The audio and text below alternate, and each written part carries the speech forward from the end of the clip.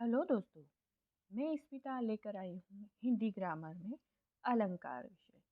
तो अलंकार की श्रेणी में ही हम आगे बढ़ते हुए देखते हैं रूपक अलंकार। रूपक अलंकार को आप सभी जानते हैं। जहाँ उपमेय और उपमान के बीच में कोई अंतर नहीं पाया जाता हो वहाँ रूपक अलंकार होता है। या इसे स्पष्ट शब्दों में ऐसा भी कहा जा सकता है, उपमेय और उपमान के बीच के अंतर को समाप्त कर उन्हें एक समान कर दिया जाए वहाँ रूपक अलंकार होता है। इसे हम डिटेल में पूरी तरीके से कुछ मुख्य बिंदुओं के साथ समझते हैं। इससे पहले आप मेरे चैनल को लाइक और सब्सक्राइब कीजिए, बेल आइकन दबाइए और कमेंट बॉक्स में कमेंट कीजिए। तो आइए हम चलते हैं इसके मुख्य बिंदुओं की ओर। उपमेय को उपमान का रूप, वाचक शब्द का लुप्त होना, उपमेय का वर्णन, यह 3 बिंदु ऐसे हैं जिन्हें आप अच्छे से याद कर लीजिए या आप चाहे तो अपनी नोटबुक में नोट कर लीजिए।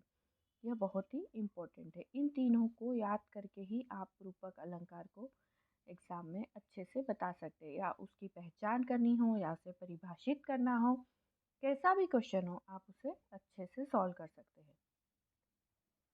इसे एक उदाहरण के ज़रिए मैं आपको और भी अच्छे से बताती हूँ कि उपमेय को उपमान का रूप कैसे दिया जाता है, कैसे उपमेय का वर्णन किया जाता है। देखिए, जलता है यह जीवन पतंग।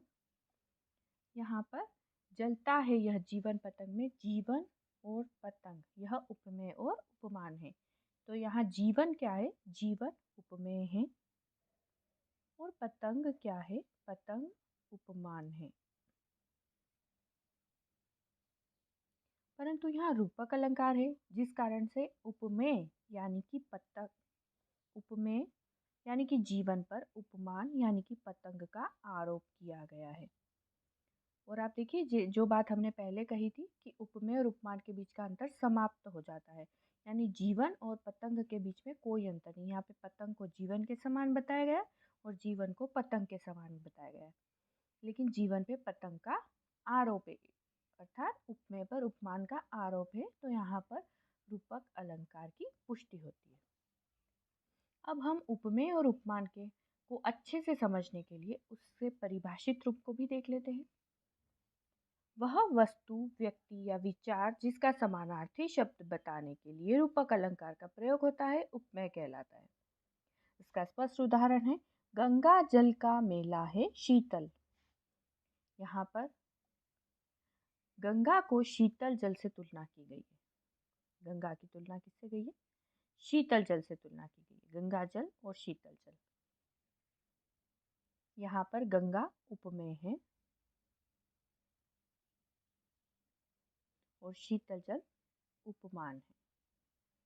तो यहाँ पर गंगा पर शीतल का आरोप है, उपमेय पर उपमान का आरोप है। अब इसी श्रेणी में आगे बढ़ते हुए हम देखते हैं उपमान।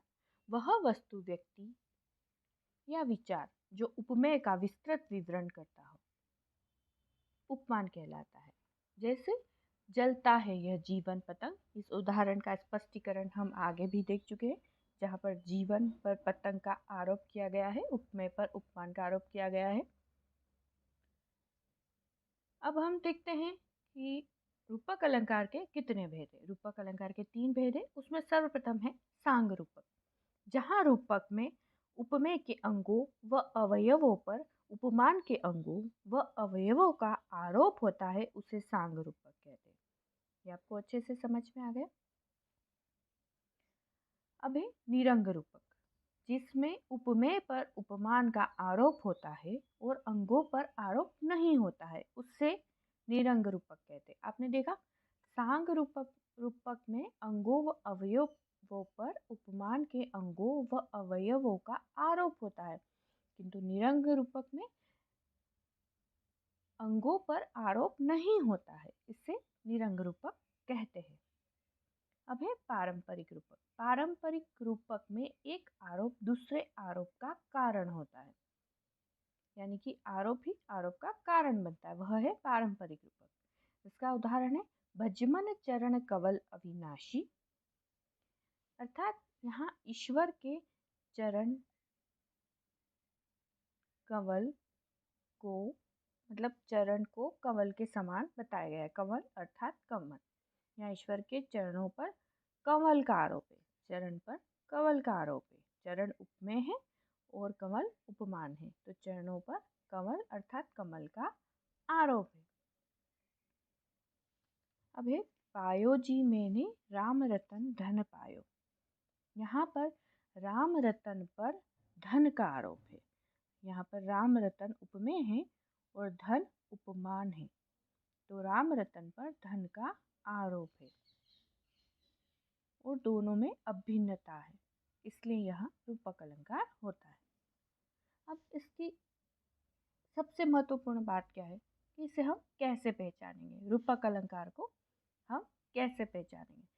तो यह बहुत ही आसान है। रूपक अलंकार में उपमेय पर उपमान का आरोप किया जाता है। इसके उदाहरणों में भी हम यही देखते हैं जो हमने पहले भी देखा है। भजमन चरण कवल अविनाशी में पायो जी मैंने राम रतन धन पायो, और जो हमने सर्वप्रथम उसका उदाहरण देखा था, जलता है यह जीवन पतंग, गंगा जल का मेला है शीतल, इन सभी में हमने यही देखा है कि उपमेय पर उपमान का आरोप है और यही है हमारा रूपक अलंकार।